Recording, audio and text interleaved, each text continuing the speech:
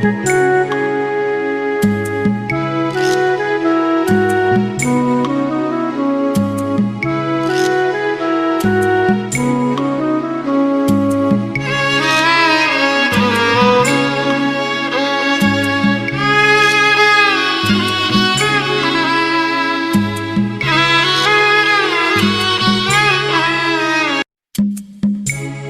యేసుక్రీస్తు నామమున మరి యొక్క ఆదివారపు ఆరాధనకు మిమ్మల్ని అందరినీ ప్రేమపూర్వకంగా ఆహ్వానిస్తూ ఉన్నాం.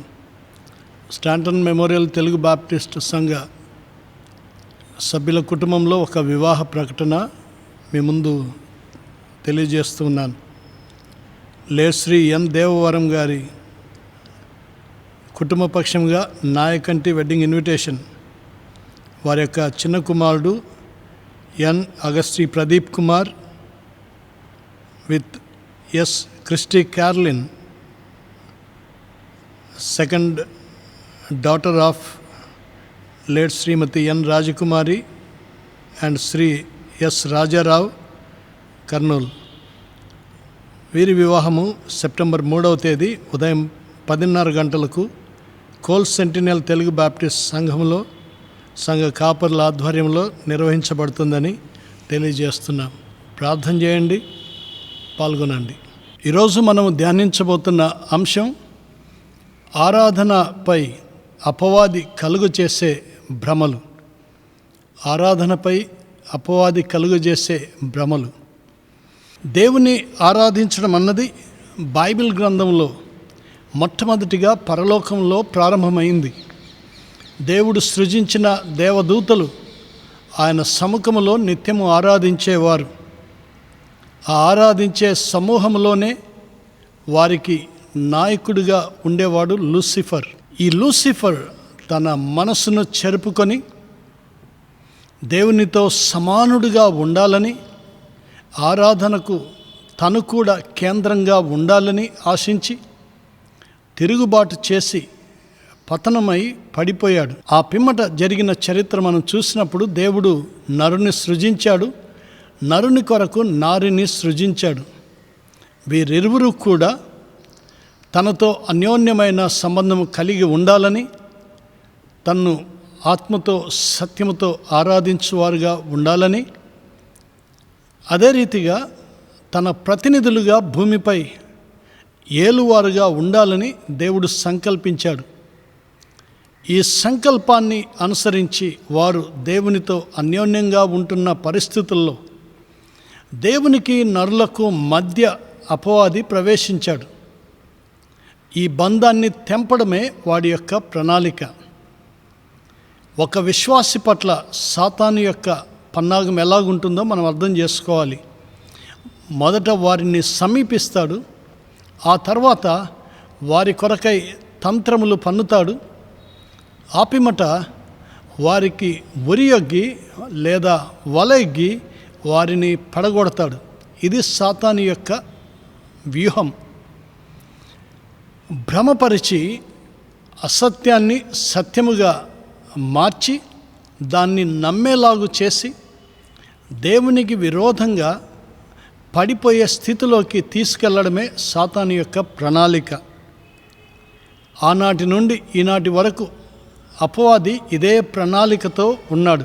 ఈ యుగాంతంలో ఉంటున్న మనకు తనకున్న కాలము అతి సమీపమని అపవాది ఎరిగి ఎవరిని మృంగుదునా అని గర్జించు సింహం వలె వెతుకుతూ ఉన్నాడని అర్థం చేసుకుంటున్నప్పుడు దేవుని ఆరాధిస్తున్న ప్రజలంగా మనము కడు జాగ్రత్తగా ఉండాలని గుర్తు చేయబడుతున్నాం. దేవుని ఎలాగో ఆరాధించాలో దేవుని వాక్యం మనకు తెలియజేస్తుంది. ఆయన ఆరాధించువారు ఆత్మతో సత్యముతో ఆరాధించాలని దైవవాక్యం బోధిస్తూ ఉంది. ఆత్మతో సత్యముతో అంటే పరిశుద్ధాత్మని యొక్క సహాయముతో, రెండవదిగా సత్యవాక్యమైనటువంటి పరిశుద్ధ గ్రంథ సహకారంతో దేవుని యుక్తంగా మనం ఆరాధించగలం. ఈ రెండు సదుపాయములు లేకుండా దేవునికి అంగీకారమైన విధంగా దేవుణ్ణి ఆరాధించలేం. పరిశుద్ధాత్మను లేకుండా ఒక వ్యక్తి విశ్వాసిగా జీవించలేడు. వాక్యము లేకుండా ఒక వ్యక్తి దేవునికి ఇష్టడుగా భూమి మీద కొనసాగలేడు. అందువల్ల మాట చేతను, క్రియ చేతను, ఆత్మతోను, సత్యముతోను దేవుని ఆరాధించడం అన్నది దేవుని ఉద్దేశమైతే, అలాగున దేవుని ఆరాధించాలి అంటే పరిశుద్ధాత్మని నడిపింపు చేత వాక్య క్రమంలో, వాక్య మార్గదర్శకత్వంలో దేవుని ఆరాధించాలి. అలాగ ఆరాధిస్తున్న వారు విశ్వాసంలో ఎదిగి వారి నీతి అధికమై క్రమక్రమముగా క్రీస్తు స్వరూపంలోకి మార్చబడుతూ ఉన్నారు. ఇది అపవాదికి ఎంతమాత్రం ఇష్టం లేనటువంటి ప్రక్రియ. అందువల్ల దీన్ని పాడు చేయడానికి విశ్వాసులకు సైతం అనేక భ్రమలు కల్పించి వారిని పడగొట్టడానికి అపవాది ఎన్నో రీతులుగా ముందుకు వస్తున్నాడని మనం గుర్తించుకోవాలి. కనుక దేవుని ఆరాధిస్తున్న ప్రియమైనటువంటి దేవుని ప్రజలారా, మనము అపవాది యొక్క తంత్రములను గురించి ఎరుగని వారము కాము కనుక వాడు ఎలాంటి వ్యూహములతో, తంత్రములతో, వలలతో ఉరియొగ్గడానికి వచ్చినా కూడా జాగ్రత్తగా మనము అపవాది శోధనలో పడకుండా తప్పించుకొని దేవునికి ఇష్టలుగా, దేవునికి సమీపస్తులుగా జీవించడానికి నిరంతరము ప్రయాసపడవలసిన వారమని గుర్తించుకోవాలి. మన సొంత రక్షణను భయముతో, వణుకుతో కాపాడుకొనవలసిన వారమని మనం గుర్తించుకోవాలి. ఈ గొప్ప బాధ్యతను సక్రమంగా మనం నిర్వహించడానికి పూనుకున్నప్పుడు ఏర్పరచబడిన వారిని సైతము మోసపుచ్చడానికి ఆరాధన గురించి అపవాది ఎలాంటి భ్రమలు తీసుకొస్తాడో వాటిని మీ ముందుంచాలని ఆశపడుతూ ఉన్నాను. ఎవరైనా ఈ భ్రమలో పడిపోతూ ఉన్నట్లయితే తమను తాము పరీక్షించుకొని సరిచేసుకొని మరల దేవుని వాక్యానుసారంగా ఆరాధించు సమాజంలో ఉండాలన్నదే ఈ యొక్క సందేశం యొక్క ప్రధాన ఉద్దేశంగా ఉన్నది. అపవాది ఆరాధన పట్ల కలుగు చేసే భ్రమలు ఏమై ఉన్నాయి, వాటిని కొన్ని అంశములు మీ ముందుంచబోతున్నాను. ఇక్కడ అర్థమవుతున్నది ఏమిటంటే, దేవుని ఆరాధించాలంటే నీకు నచ్చినట్లుగా అన్నీ అమరి ఉండాలి. అప్పుడు మాత్రమే నువ్వు ఆరాధిస్తావు. లేకపోతే ఇతరులపైన నిందలు వేస్తావు. ఇది అపవాది నేర్పించే తంత్రం. అనేకులు అమాయకంగా ఈ తంత్రంలో పడిపోతూ ఉన్నారు. నీకు నచ్చినట్లుగా బయట అన్ని పరిస్థితులు అనుకూలంగా ఉన్నప్పుడే ఆరాధించడం, లేకపోతే ఆరాధించలేకపోవడం అన్నది నీవెంత బలహీనుడవో చూపిస్తుంది.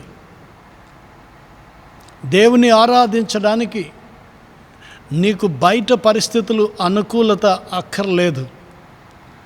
నీకు దేవునికి మధ్య ఉన్న అనుబంధాన్ని సూచించడానికి ఇవేవి నీకు సదుపాయాలు కావు.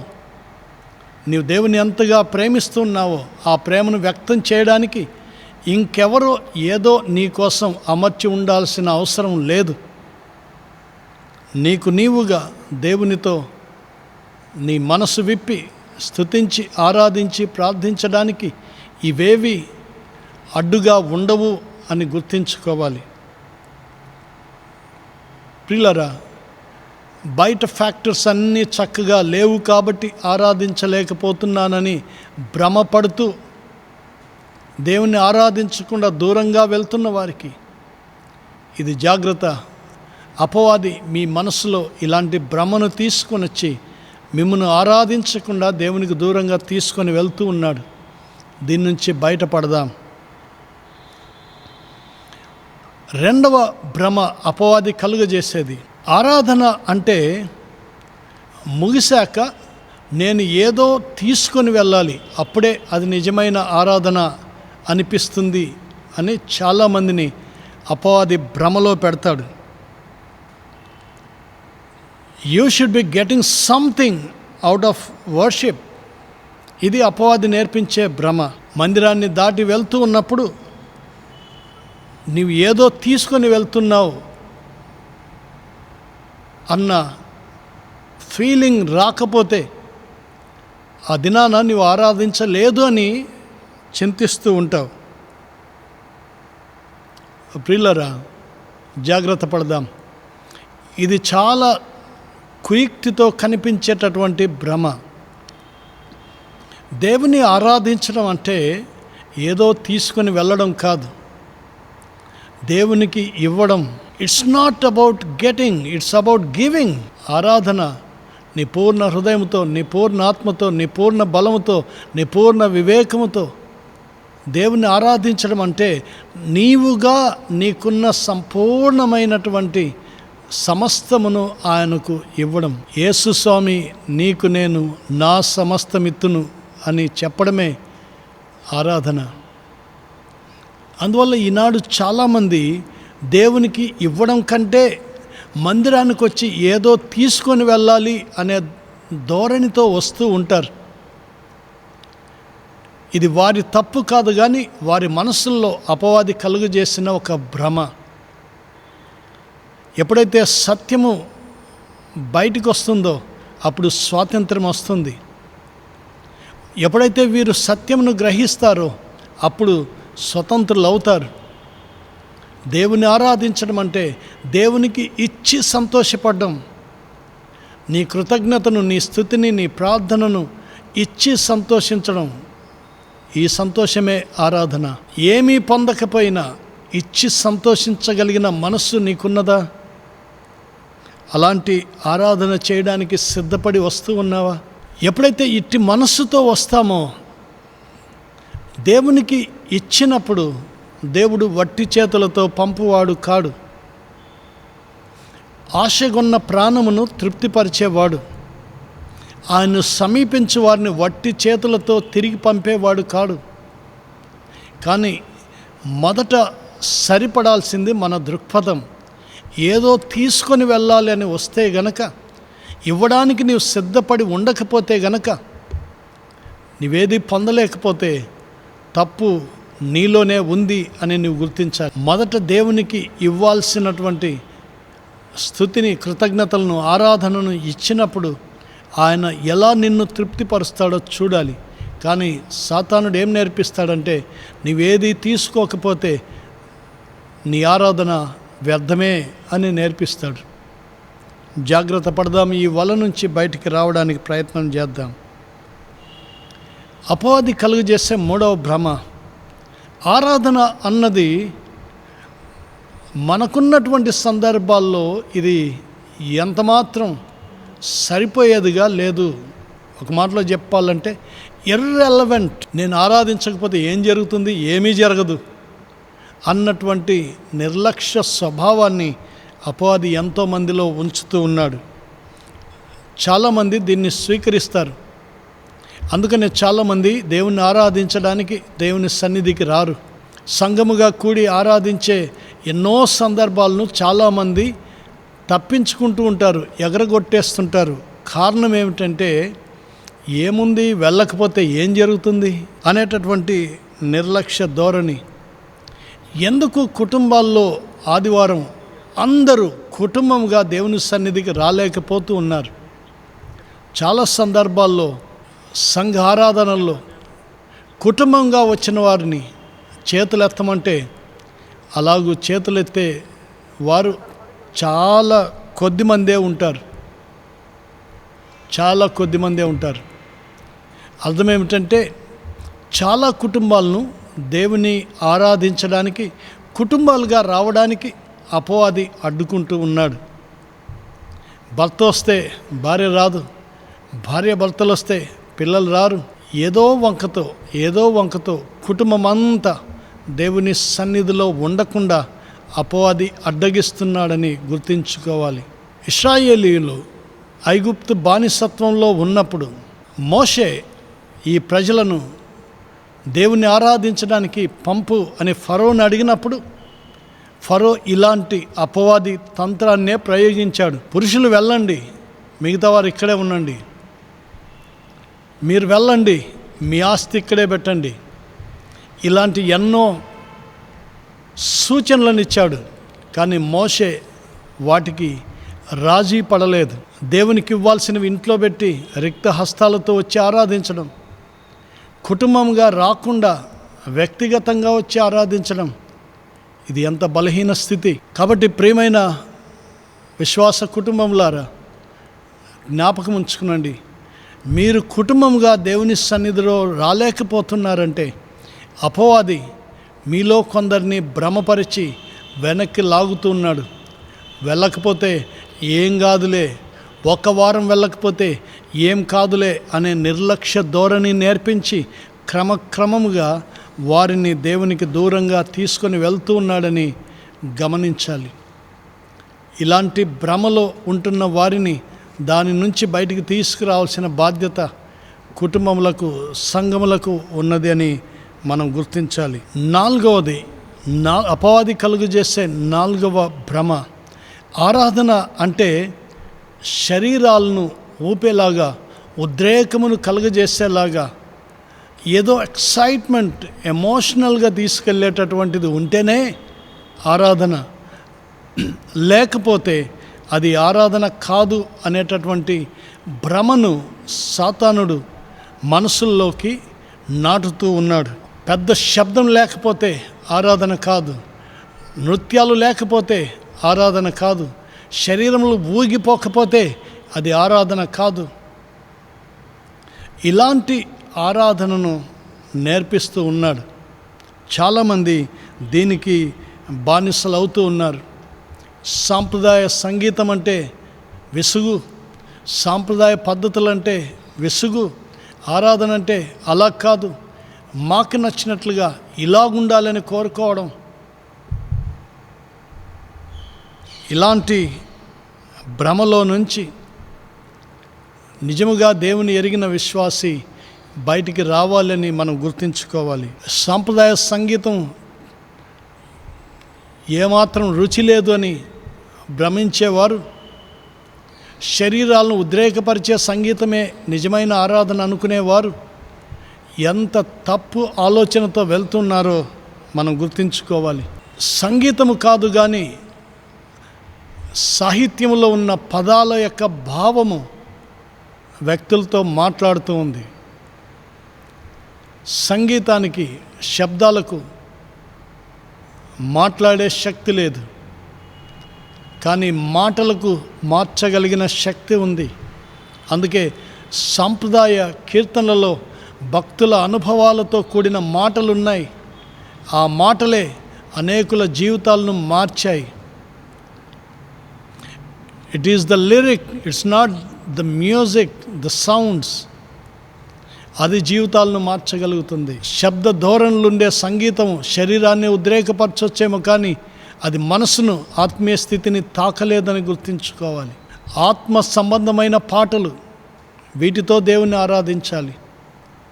కానీ ఈనాడు సాహిత్యం కూడా ఎంత పెడదారిలో వెళ్తూ ఉన్నదంటే, ఎవరికి వారు ఏమాత్రం రక్షణ అనుభవం లేని వారు కూడా పాటలు రాస్తూ, ఏమాత్రం దేవుని ఎరుగని వాడు కూడా దేవుని ఎరిగినట్లుగా మాటలు రాస్తూ, ఇద్దరు వ్యక్తుల మధ్య కలిగే ప్రేమ అనుభూతుల్నే దేవుని ఆరాధించే అనుభవంగా మారుస్తూ, ఇలాంటి లోక సంబంధమైన ప్రేమ భావనలను దేవుని యొక్క ఆరాధనలోకి జొప్పిస్తూ, సినిమా సంగీతాన్ని అనుకరిస్తూ, పాటలను ట్యూన్ చేస్తూ దీన్ని ఆరాధనగా చెప్పుకుంటూ ఎంత కలుషితం చేస్తూ ఉన్నారో దీన్ని గమనిస్తున్నప్పుడు ఇది ఎంత మాత్రము దేవునికి అంగీకారమైన, యోగ్యమైన ఆరాధన కాదు అని మనం గుర్తించాలి. ఆత్మతో, సత్యముతో జరిగే ఆరాధనలో శరీరము ఉద్రేకము పొందదు, కానీ ఆత్మ ఉజ్జీవం పొందాలి. అది ఆరాధన. శరీరం ఊగిపోతే ఆత్మ కదిలించబడుతుంది అనుకోవడం భ్రమ. ఆత్మలో కదలిక అది సంగీతంతో రాదు, కానీ పరిశుద్ధాత్ముని వల్ల కలుగుతుంది. అది జరగాలి, అది ఆరాధన అవుతుంది. దేవుని ఆరాధిస్తూ ఉన్నప్పుడు జీవము లేనటువంటి గడప కమ్ముల పునాదులు సైతం కదిలాయి. యెషయా గ్రంథం 6వ అధ్యాయంలో. కనుక జీవము లేనివారు కదిలించబడి, అంతరంగంలో కదిలించబడి దేవుని వైపుకు మళ్ళేటట్లుగా చేయగలిగేది యుక్తమైన ఆరాధన అవుతుంది తప్ప వ్యక్తులు కేంద్రంగా, వరములు కేంద్రంగా, సంగీతం కేంద్రంగా, ప్రజల యొక్క అభిమానం కేంద్రంగా చేసుకొని జరిగే తంతు అంతా కూడా ఆరాధన అని చెప్పుకుంటే వీరందరూ కూడా అపవాది భ్రమలో ఉన్నారని మనం గుర్తుంచుకోవాలి. ఇది చాలా సుదీర్ఘమైన అంశం, కానీ చాలా క్లుప్తంగా మీ ముందు ఉంచుతున్నాను. వాక్యం నెరిగిన వారు, నడిపించగలిగిన అనుభవం ఉన్నవారు, నాయకత్వంలో ఉన్నవారు ఇలాంటి పెడధోరణులను, ఆరాధన పేరుతో జరుగుతున్నటువంటి అక్రమ పద్ధతులను సరిదిద్దాల్సిన అవసరత మన దినముల్లో ఎంతైనా ఉంది అని మనము గుర్తించవలసిన వారంగా ఉంటూ ఉన్నాం. ప్రజలకు ఏది యోగ్యమైన, యుక్తమైన ఆరాధన, దానిని మనం నేర్పించవలసిన వారంగా ఉంటూ ఉన్నాం. ఈనాడు స్టేజ్ల పైన మిరుమిట్లు గొలిపే అలంకరణలతో, డ్యాన్సులతో జరిగేది ఆరాధన అని చెప్పగలమా? వాక్యం ఎరిగిన వారు విశ్లేషించుకొని ఇతరులను ప్రభు వైపుకు మళ్లించండి. అపవాది కలుగజేసేటటువంటి 5వ భ్రమ, దేవునికి నీవేమిస్తున్నావో దాన్ని దేవుడు చూస్తూ ఉన్నాడు, కాబట్టి నీవు ఎంత ఇస్తున్నావో దాన్ని బట్టి దేవుడు నిన్ను దీవిస్తాడు అని నేర్పించే మరి యొక్క భ్రమ. అందుకే ఈనాడు దీన్ని ఇంకో మాటలో చెప్పాలంటే ప్రాస్పరిటీ టీచింగ్ అని చెప్తాం. ఇస్తే తిరిగి సమృద్ధిగా తిరిగి పొందుతావు అనేటటువంటి బోధ. ఈ బోధ యొక్క భ్రమలో పడిపోయి చాలామంది ఎక్కువ దీవించబడాలి అనే ఆశతో ఎక్కువగా ఇచ్చి నష్టపోతూ ఉన్నారు. ఒక మాటలో చెప్పాలంటే ఇది ఒక లాటరీ స్కీమ్ లాంటిది. నువ్వు ఇంత ఇస్తావు కానీ ఇంత కోరుకుంటూ ఉన్నావు.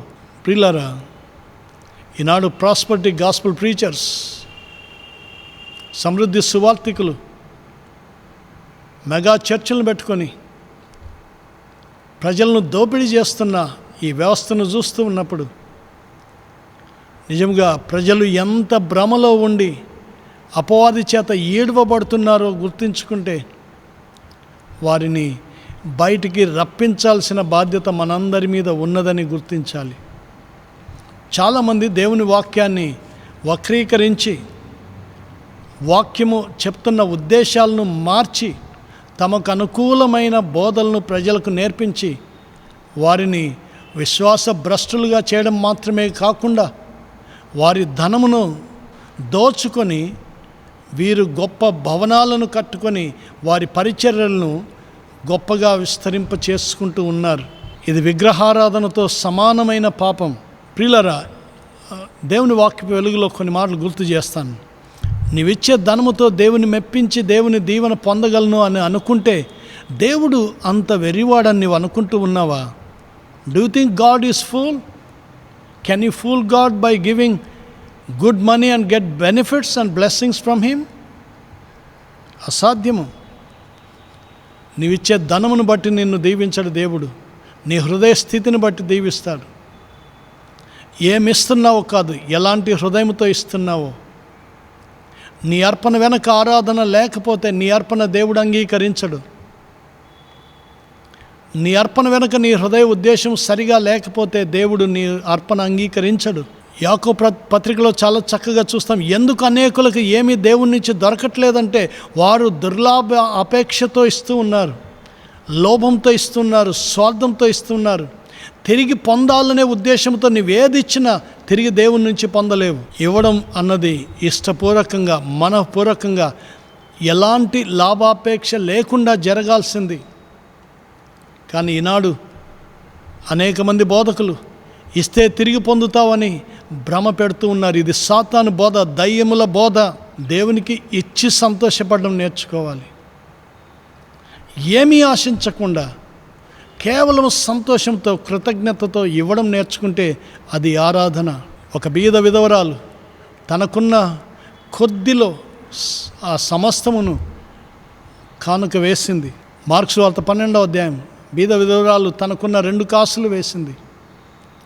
ఇది గొప్ప ధనము కాదు, కానీ దేవుని దృష్టిలో ప్రశంసించబడినది. విధవరాలను కూడా దిగమింగేటటువంటి ఆ వ్యవస్థలో ఈనాడు కూడా ఎవరిని స్పేర్ చేయకుండా అందరినీ దోచుకుంటున్న ఈ వ్యవస్థలో దేవుని వాక్యం మనకు ఎంతో రెలవెంట్గా ఉంది. మన సందర్భాలకు సరిపోయిన వాక్యం. కాబట్టి ప్రియులారా, దేవునికి ఇచ్చుట అన్నది ఏది ఆశించకుండా హృదయపూర్వకంగా జరిగే ఆరాధనలో భాగంగా ఒక ప్రక్రియలా ఉండాలే తప్ప తిరిగి ఆశించి ఇవ్వడం అన్నది మానుకోవాలి. అందువల్ల ఈ బోధ నుంచి మనం తప్పుకుందాం, విడుదల పొందుదాం. దేవునికి ఇచ్చి సంతోషపడడం నేర్చుకోవాలి. ఏమీ ఆశించకుండా దేవునికి ఇచ్చి సంతోషపడడం నేర్చుకోవాలి. నీ అవసరం ఏమిటో పరలోకపు తండ్రికి తెలుసు. ఎప్పుడు నీకేమి ఇవ్వాలో, ఎలాగివ్వాలో, ఏ స్థితిలో ఇవ్వాలో ఆయనకు తెలుసు. దేవుని వరమును నీవు ధనముతో కొనగలవా? గారడివాడు చేసిన పని ఇది, గారడీ బోధ. దేవుని వరమును ధనముతో కొనాలని ప్రయత్నం చేసినటువంటి గారడీ వాడిని పేతురు ఏమని గద్దించాడో తెలుసా? నీ హృదయ ఆలోచనలు దేవుని ఎదురు సరిగా లేవు, నీవు ఘోరమైన దుష్టత్వంలో, బంధకంలో ఉన్నావని చెప్పాడు. నీ హృదయ స్థితి ఎలాగుంది? ప్రియమైన దేవుని ప్రజలారా, దేవుని నుంచి ఆశించి ఇవ్వడం మానుకోవాలి. ఇంకొంతమంది తాము ఏది ఇచ్చినా తమ ముందు బూర ఊదించుకుంటూ ఉంటారు. ఇది ఎంత వ్యర్థమైన ప్రయాస. ఏమిచ్చావో అనేకుల ముందు బూర ఊదించుకొని, పేరు ప్రశంసించుకొని, సంఘంలో ప్రకటనలు చేయించుకొని, తమ పేరును గొప్ప చేసుకొని, ఇచ్చే కానుకను బట్టి అతిశయపడుతున్న వారికి దేవుని వాక్యం హెచ్చరించడం లేదా? ఇలాగివ్వడం ఆరాధన అవుతుందా? ఇది ఎంత మాత్రం ఆరాధన కాదు. ఇది వ్యక్తిగత ఆరాధన, స్వీయ ఆరాధన. ఇందులో దేవునికి మహిమ లేదు, ఇందులో దేవునికి కేంద్ర స్థానము లేదు. The quantity of your offering doesn't matter, the quality of your offering that matters today. కాబట్టి ఎట్టి హృదయంతో దేవుని ఆరాధిస్తున్నావో దానినే దేవుడు స్వీకరిస్తాడు తప్ప నీవిచ్చే ఎంత గొప్ప ధనమైనా నీ హృదయ స్థితి సరిగా లేకపోతే, నీ విశ్వాసవి కాకపోతే నీ ఆరాధన అంగీకరించాడు. కానీ అపవాది భ్రమ పెడుతున్నాడు. ఎక్కువ ఇస్తే దేవుడు నిన్ను ఎక్కువ దీవిస్తాడని భ్రమలో అనేక బోధకులను వాడుకొని ప్రజలను మోసపుచ్చుతూ ఉన్నాడు. అపవాది కలుగజేసేటటువంటి 6వ భ్రమ, ఆరాధన విషయంలో కలుగజేసే భ్రమ, దేవుని ఆరాధించడానికి శ్రేష్టమైన భవనం ఉండాలి అని. అందుకని ఈనాడు చాలామంది విశ్వాసులు అని చెప్పుకునేవారు సైతం ఆదివారం ఆరాధనకు వెళ్ళాలి అని అంటే కొన్నిసార్లు స్థలాలను దృష్టిలో పెట్టుకొని వెళ్తూ ఉంటారు. పెద్ద మందిరాలు, ఎయిర్ కండిషన్డ్ హాల్స్, ఇవి ఉన్న చోటుకి వెళ్తే బాగుంటుంది అని వెళ్ళేవారు కూడా ఉన్నారు. ఆర్కిటెక్చర్, స్ట్రక్చర్స్, ఫెసిలిటీస్, వీటిని దృష్టిలో పెట్టుకొని ఆరాధనకు వెళ్తున్న వారు కూడా ఉన్నారు. అక్కడ స్థలం సరిపోకపోయినా ఎక్కడో ఒక చోట సరిదిద్దుకోవడానికి ప్రయత్నం చేస్తారు. ప్రియులారా, ఆరాధనకు ఎక్కడికి వెళ్ళాలి? 2 మాటలు గుర్తు చేస్తాను. నీ ఇంటికి దగ్గరగా ఉన్నదని నీ ఇంటికి దగ్గరగా ఉన్న మందిరానికి వెళ్ళకు. అన్ని అద్భుతమైనటువంటి సెట్టింగ్స్ ఉన్నాయనే స్థలంలో ఆరాధనకు వెళ్ళకు. నీవు కోరుకున్న సదుపాయాలన్నీ ఉన్నటువంటి స్థలానికి ఆరాధనకు వెళ్ళకు. ఆరాధనకు వెళ్ళాలంటే ఎక్కడ సత్యవాక్యం ఉందో అక్కడికి వెళ్ళాలి, ఎక్కడ సత్య సువార్త ప్రకటించబడుతుందో అక్కడికి వెళ్ళాలి, ఎక్కడ వాక్యానుసారమైనటువంటి ఆరాధన జరుగుతూ ఉన్నదో అక్కడికి వెళ్ళాలి. అది నీ ఆత్మకు క్షేమం. అంతేకాని మిగతా ఎక్స్టర్నల్ ఫ్యాక్టర్స్ దృష్టిలో పెట్టుకొని నీవు ఆరాధనకు వెళ్తున్నట్లయితే నీవు ఆత్మీయంగా దిగజారే స్థానానికి వెళ్తూ ఉన్నావని గుర్తించుకో. అది జారుడు బండ, పాదం అక్కడ పెట్టావు, నెమ్మదిగా నిన్ను లోపలికి లాగేసుకుంటుంది.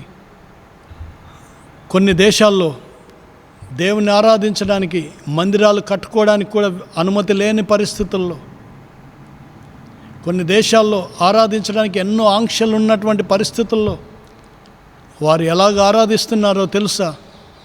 వారికి మందిరాలు లేవు, మైకులు లేవు, ఎయిర్ కండిషన్ రూములు లేవు, పెద్ద పెద్ద భవనాలు లేవు. చెట్ల కింద, పూరి గుడిసెల్లో, రహస్య ప్రాంతాల్లో దేవుని ఆరాధిస్తూ ఉన్నారు. కానీ అక్కడ ఆత్మీయ సంతోషం ఉంది, దేవుని సన్నిధి ఉన్నది.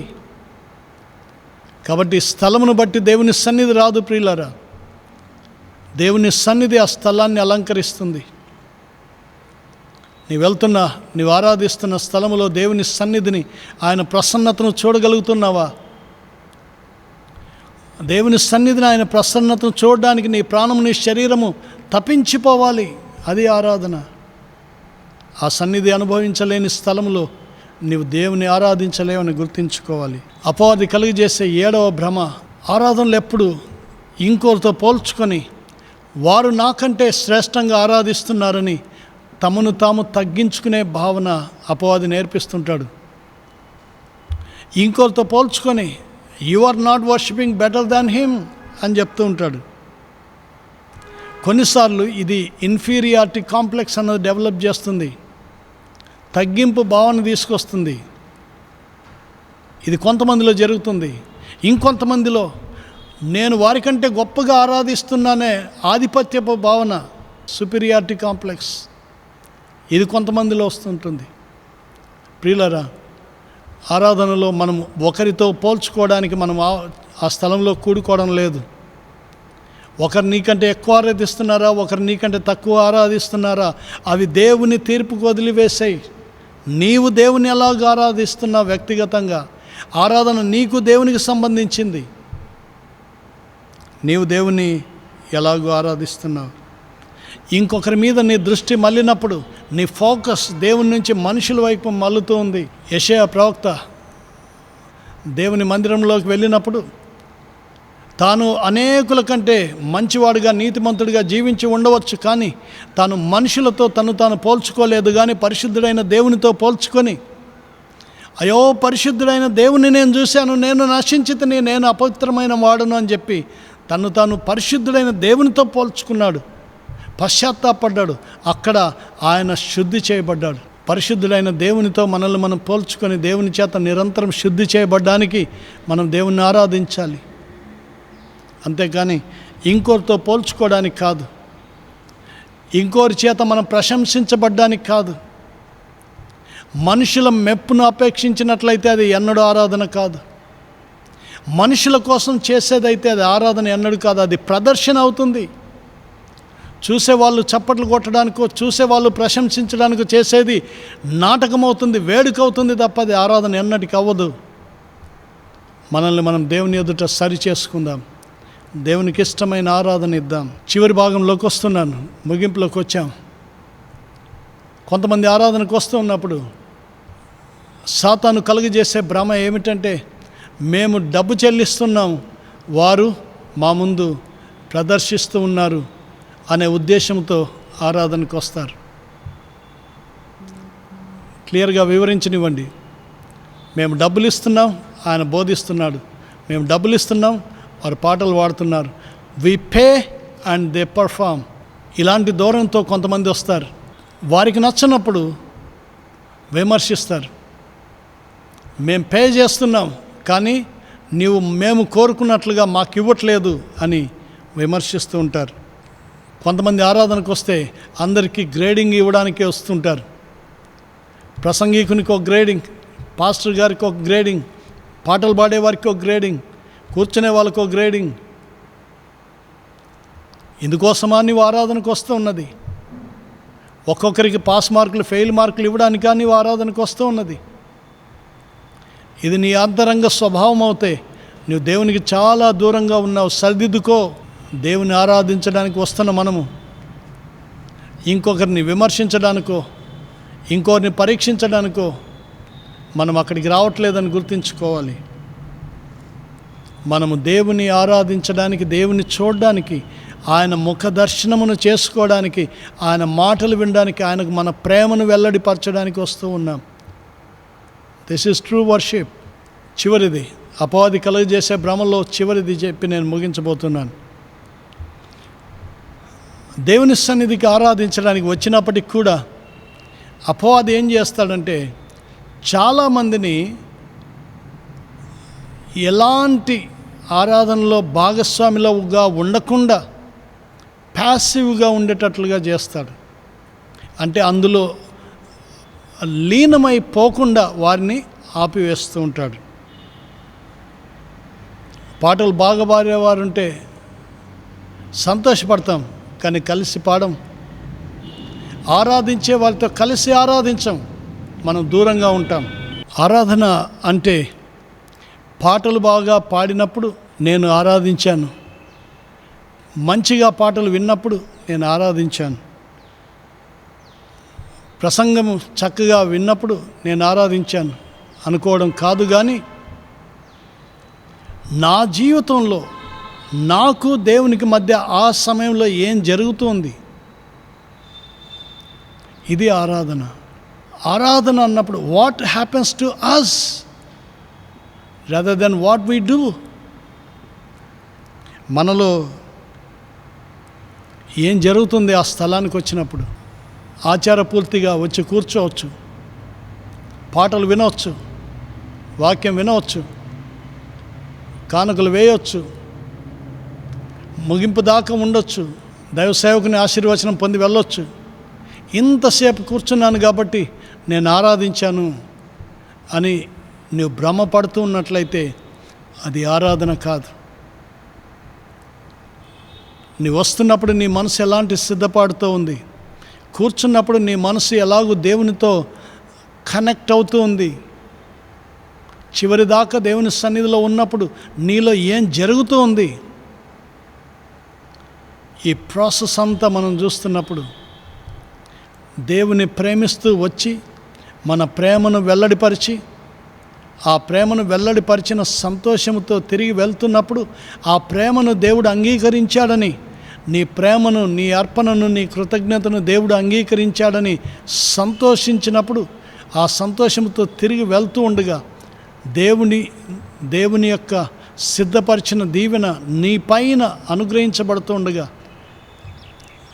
అందులో దొరికే సంతోషం, తృప్తి, ఇది నీవు ప్రతి వారం అనుభవిస్తూ ఉన్నావా? ఇలా జరుగుతూ ఉండనట్లయితే ఇంకా సాతానుడు తన భ్రమలో నిన్ను ఉంచుతూ ఉన్నాడని గుర్తుంచుకోవాలి. అయ్యో, ఈ భ్రమ నుండి నన్ను ఎవడు విడిపిస్తాడంటే ప్రభువైన యేసు క్రీస్తు. ఆయన రక్షకుడిగా ఉన్నాడు, పరిశుద్ధాత్ముడు నీకు సహాయకుడిగా ఉన్నాడు. దేవుని వాక్యము నీ పాదములకు దీపమైనది, నీ త్రోవకు వెలుగైనది. ప్రభువైన యేసు క్రీస్తు నామంలో నీవు ఆయన సన్నిధికి వచ్చినప్పుడు, పరిశుద్ధాత్మనికి లోబడినప్పుడు, వాక్య క్రమమును నీ స్వీకరించినట్లయితే నీ ఆరాధన మార్చబడుతుంది, సమూలంగా మార్చబడుతుంది, రూపాంతరం చెందుతుంది. నీ ప్రతి ఆరాధన దేవునికి అంగీకారంగా ఉంటుంది. మార్చుకుందాం, దేవునికి ఇష్టం లేని ప్రతిదీ మార్చుకుందాం. అపవాది పెడుతున్న ప్రతి భ్రమ నుంచి తొలగిపోదాం. యోగ్యమైన యుక్తమైన ఆరాధనతో దేవుని మహిమపరుద్దాం. మహిమ ఆయనకు మాత్రమే చెందునుగాక. దేవునికి చెందవలసిన మహిమను ఏ ప్రసంగికునికో, ఏ సందేశకునికో, ఏ కాపరికో, ఏ సంగీత బృందమునకో, ఏ నాయకులకో, ఇంకెవరికో వ్యక్తిగతంగా మనము ఇచ్చినట్లయితే మనం విగ్రహారాధికులమే. జాగ్రత్త పడదాం. ఆయనకు చెందవలసిన మహిమ ఆయనకు మాత్రమే చెందునుగాక. అట్టి ఆరాధన మనమందరము చేయదముగాక. పరమతండ్రి అయిన దేవుని ప్రేమయు, ప్రభు అయిన యేసు క్రీస్తు కృపయు, పరిశుద్ధాత్మని అన్యోన్య సహవాసము, త్రియేక దేవుని వెలిగింపు, జ్ఞానము, నడిపింపు, దేవుని వాక్యానుసారమైన ఆత్మతో, సత్యముతో, మాటతో, క్రియతో ఆరాధించు జీవితంలోకి నడిపించలాగున మనకందరికీ ఇప్పుడు ఎల్లప్పుడు సదాకాలము తోడైండునుగాక. ఆమేన్. దేవుడు మీకు తోడైండునుగాక. దైవాశీస్సులు మీకు కలుగునుగాక. మరలా వచ్చే ఆదివారం కలుసుకుని పర్యంతం దేవుడు మిమ్మల్ని తన చిత్తానుసారంగా నడిపించునుగాక. God bless you.